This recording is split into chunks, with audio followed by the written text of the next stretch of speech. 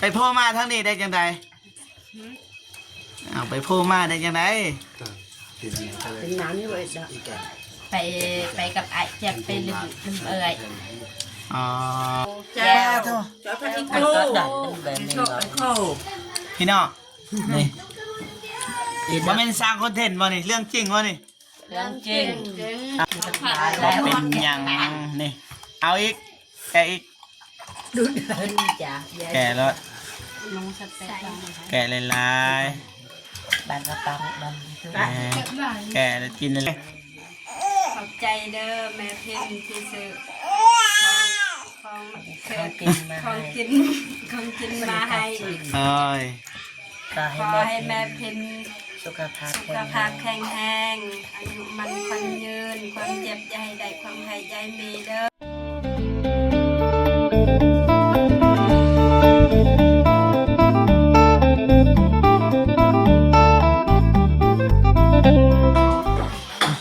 ทักทายสบายดีและสวัสดีพ่อแม่พี่น้องเบิร์ดสุขุสุคนนะท่านในลาวและก็ต่างประเทศนะยินดีต้อนรับเข้าสู่ซองเบาเจ็บคือเก่าพี่น้องเนาะ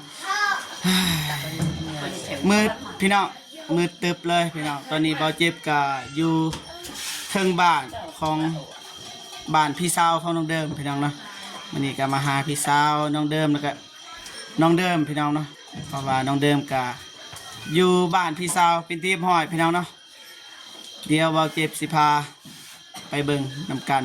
ว่าน้องเดิมเผ็ดยังนะไปสบายดีเด้อสบายดี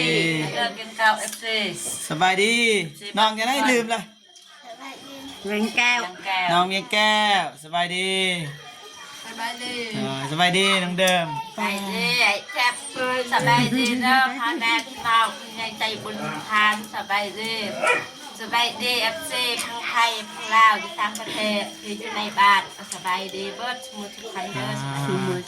บายดีเด้อกินข้าวดำกันได้สบายดีเด้อแม่เท่าสบายดีได้ป้าเถอะสบายดีเด้อเด้อสบายดี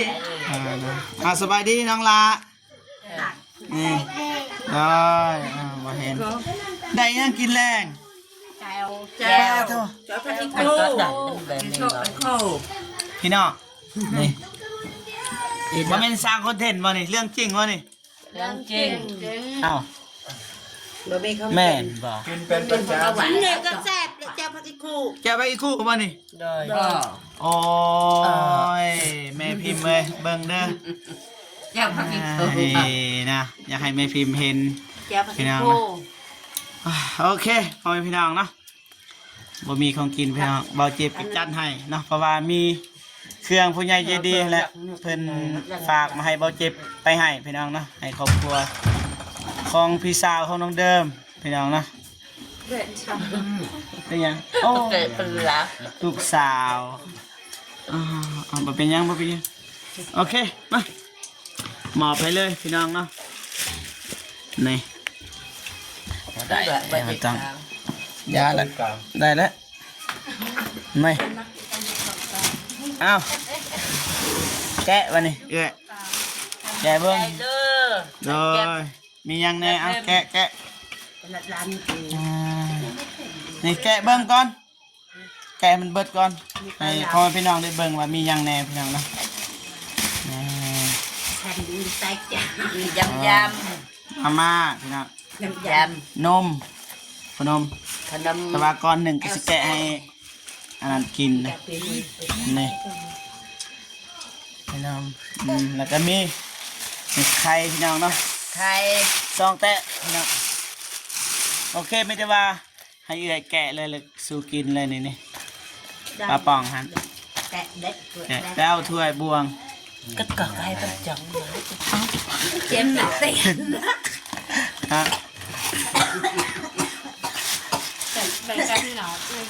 กินมาเป็นยังกินเลยกินมาเป็นยังกินน้ำกันกินจนละเบาเจ็บกินแล้วพี่น้องเป็นยังนี่เอาอีกแกอีกดูเดินจ้ะแกแล้ว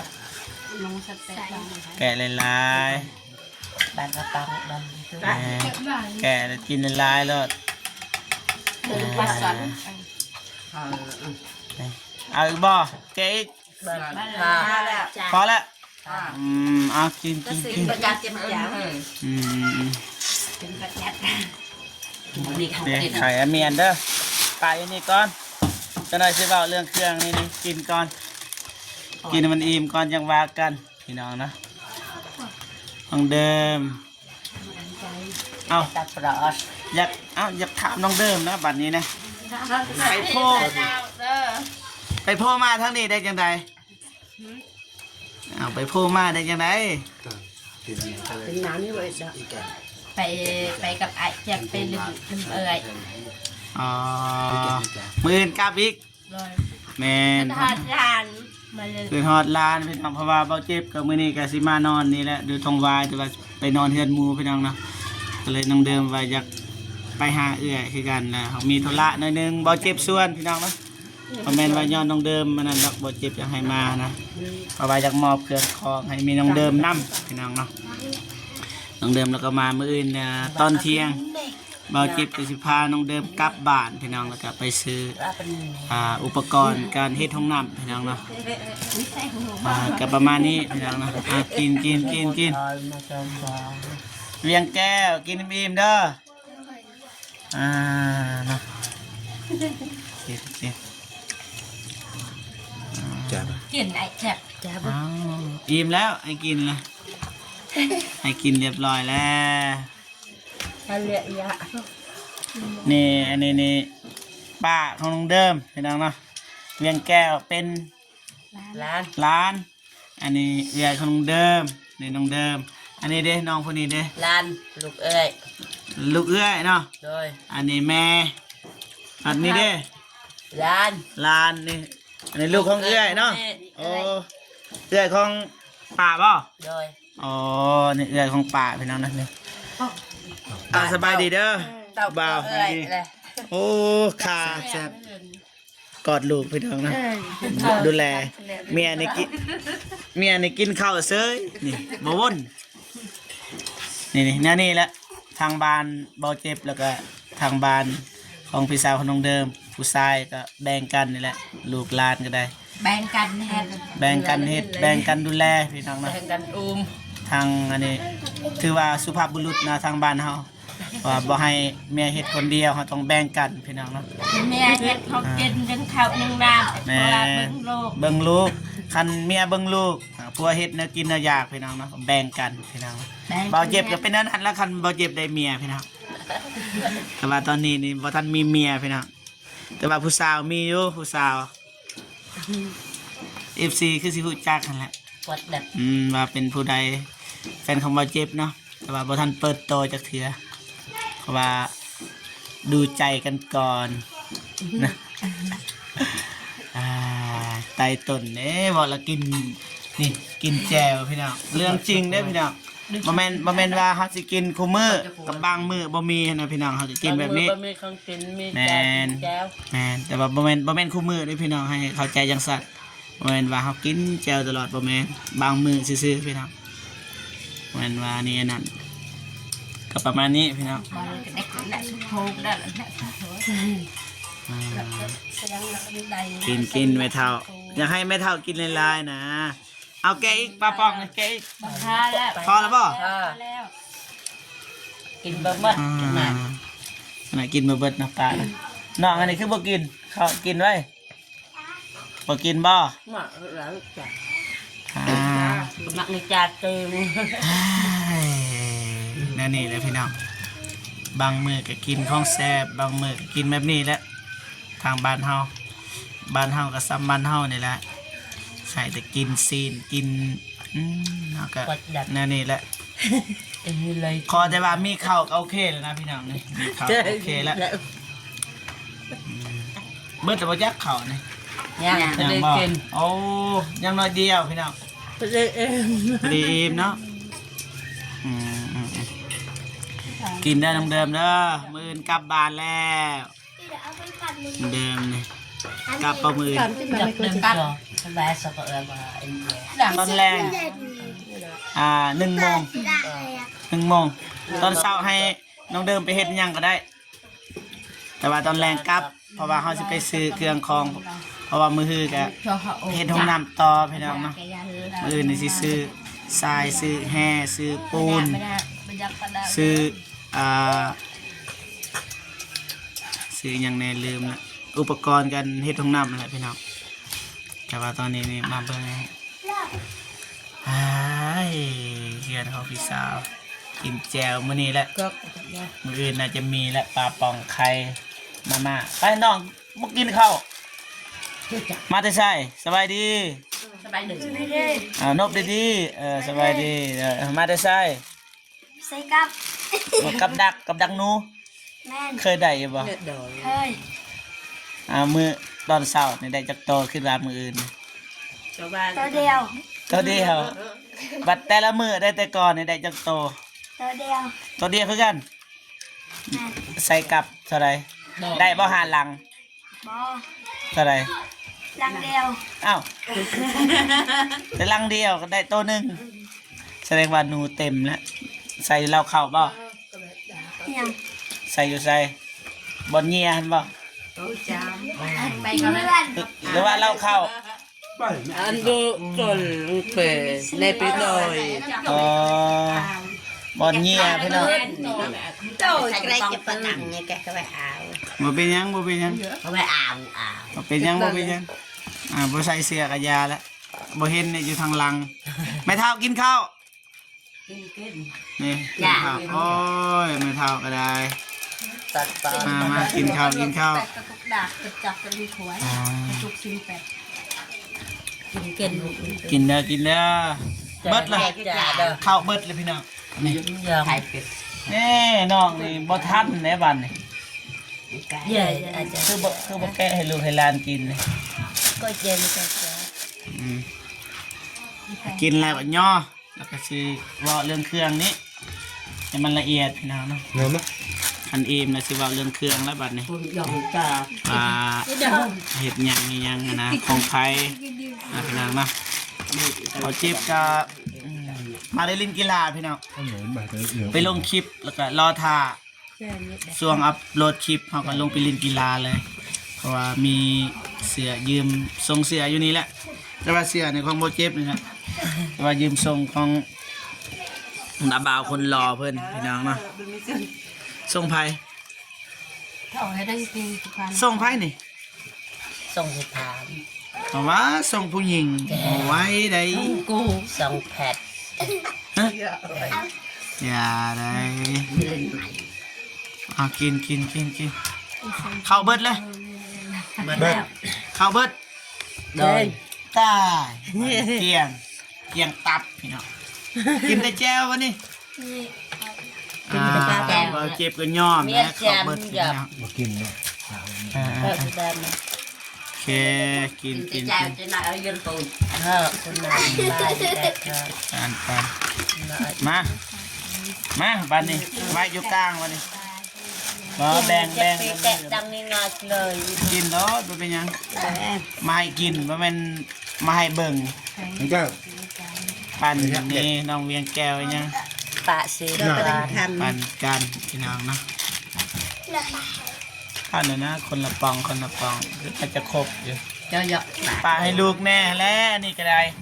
ขนมขยกตาขนม ก็ไม่รู้สิเป็นให้แต่ผู้ใหญ่ก็ มันเป็นแนว แบ่งเลย เพิ่มกับแพทแพท แบ่ง กระซอยอะไรอายุเม แก้วเอ้ย ให้น้องเวียงแก้วเนี่ย แก้วเอ้ย นี่ให้น้องอันนี้ก็ได้ตรงนี้อ้าว เรียบแก้วบ่มันไม่ขาด ครบหน้าครบตาแล้วพี่น้องมื้อนี้เนาะ ขึ้นไม่ดังลงไป เต็มเลยเอื้อยก็อยู่นี่ปะเอื้อย